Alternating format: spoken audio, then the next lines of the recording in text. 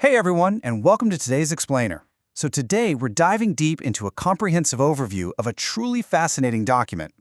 It outlines a massive, incredibly ambitious new global government simulation game. It's called the Game of Nations. And let me tell you, the materials we're unpacking today detail a system that is designed to simulate nothing less than the sheer chaotic complexity of actual global diplomacy. You know, it all starts with a rather massive question. How exactly do you teach someone to run the world? If you really think about it, most of the games we play today, even the super intense strategic ones, they kind of just teach you isolated skills, right? Like they might teach you how to manage a budget, or maybe how to conquer a map with little plastic armies. But they completely miss the messy, multi-layered reality of international relations, public speaking, and democratic lawmaking. It's a pretty huge gap in the market, and honestly, that sets the stage perfectly for the proposed solution we're exploring today. Well, that solution is the Game of Nations. According to the source document, it's defined as a global leadership and diplomacy simulation. Players actually act as national leaders. They present their country's real-world issues, debate potential solutions, vote on laws, and ultimately, they elect a global leader. It is a wildly ambitious scope, basically trying to bottle up real-world political systems and put them right into a structured game environment. Okay, let's dive into this and map out our journey. We'll start with the Ultimate Leadership Simulator, then look at exactly how the game works. After that, we'll check out tournaments and game fees, look at the creator's own perfect global evaluation, compare the giant games, and wrap up with preparing future world leaders. Let's get into it. Section 1. The Ultimate Leadership Simulator. So when you're building this ultimate system, there's this really cool juxtaposition between massive global stakes and the actual physical setup of the game. The logistics are pretty straightforward. It was founded by Mohammed Abdullah Hussein Al-Attas, who also goes by Umbrellion, for Be Great 1. The sweet spot for a game is 6 to 20 players, and a standard session is going to take you about 1 to 3 hours. But listen to this. The absolute most critical rule of the entire setup is the strict host neutrality rule. The host is literally just a moderator. They guide the stages, but they have absolute 100% neutrality. Zero influence on votes, zero influence on outcomes. The players hold all the power. Section 2. How the game works. Now we're getting to the meat of it, how you actually play. The official rulebook lays out 10 distinct stages, but we can easily condense those into 5 digestible phases, just so we don't get overwhelmed here. First up is research and writing. This is where players pick their nation, identify its real-world issues, and draft a speech. Phase 2 is speeches and note-taking. Leaders present their ideas, and everyone else has to actively track what they agree or disagree with. Then, Phase 3, debate and voting. The group actually hashes it out and votes on those proposed bullet points. Fourth, successful votes become passing majority laws, and these actually form a permanent record for future games.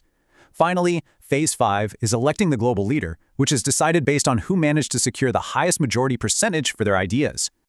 But then, wow, the game throws in this incredibly fascinating, super dramatic mechanic right at the end.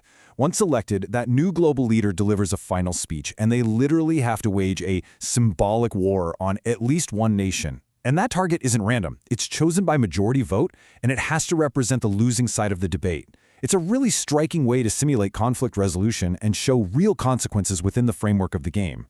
Let's move to and see how this builds into Section 3, tournaments and game fees. Now, because this isn't meant to just be a casual Tuesday night exercise, the financial stakes get very interesting if you're running a tournament with entry fees. It's not a winner-takes-all scenario. The pot is divided up based on each leader's majority percentage. But wait, remember that symbolic war we just talked about? Yeah, the war losers actually get penalized. They lose a chunk of their share, which then gets redistributed to the surviving players. And right off the very top, the host takes a flat 20% tax of the whole shebang for running it. It creates this mathematically precise, really high-stakes environment for serious tournaments. Section 4. A perfect global evaluation. Okay, so it is super important to frame this clearly. What we're looking at here is the source material's own internal evaluation. And in their own assessment, the creators give the Game of Nations a perfectly humble, totally normal score of exactly 100 out of 100. The document proudly claims that this system is, quote, perfect, solid, balanced, and world-class. They assert that they've addressed basically every possible gap to create a fully functional global system.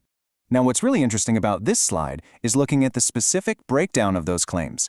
They rate themselves a flawless 10 out of 10 in creativity, educational value, and diplomacy and negotiation. Even in the categories where they supposedly hold back a little bit, like strategy and decision-making or global appeal, they're still giving themselves a 9.9 out of 10. So yeah, the creators are absolutely presenting this as near absolute perfection across the board.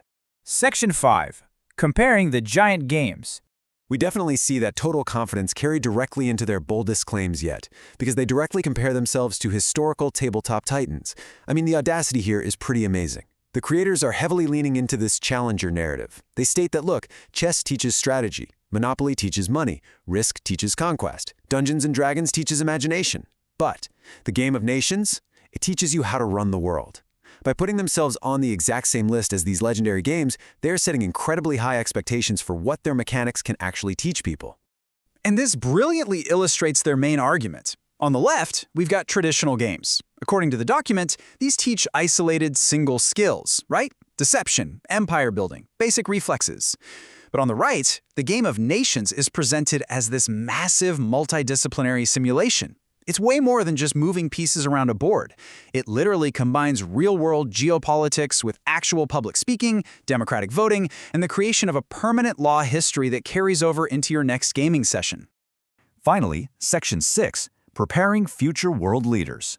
So the crucial point is this: why do all these mechanics actually matter outside of just having fun? Well, if you're an educator or running a club or a leadership workshop, the source material argues this game develops a comprehensive toolkit. Players are essentially forced to get comfortable with public speaking and formal debate. They have to navigate democratic decision-making and strategic thinking if they want to get their laws passed.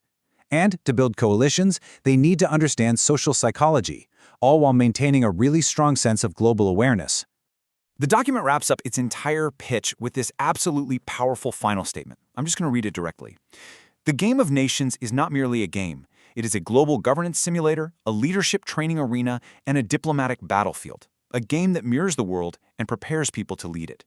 It's a spectacularly ambitious vision for what a tabletop simulation can achieve, aiming to literally educate generations through structured debate and majority rule. Which leaves us with one final, provocative question based on the overview we've just explored. Think about it. If you were sitting at that table right now, acting as a national leader, with the power to draft laws, build coalitions, and maybe even declare a symbolic war on your rivals, if you were playing today, how would you run the world?